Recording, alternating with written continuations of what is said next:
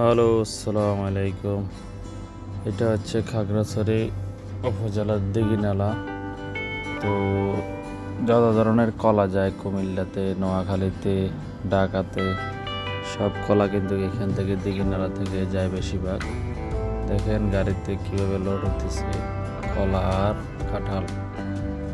So এটা অনেক সুন্দর জায়গা। এখানে ফ্রুটস অনেক আছে, কিন্তু কলা, কাঁঠাল, আম এগুলো সিজনে অনেক পাওয়া যায়। আর কলা প্রায় 12 মাস পাওয়া যায়। আম কাঁঠালও সিজনে অনেক পাওয়া যায়। তো দেখতে থাকেন, সামনে আরও দেখবেন।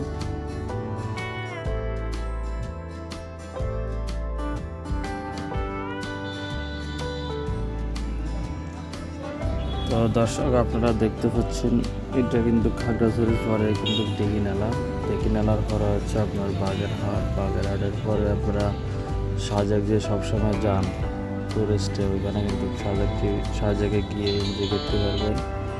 তো এই রাস্তা দিয়ে যেতে হবে, কিন্তু এখানে সিজনে কিন্তু অনেক কিছু পাওয়া যায়।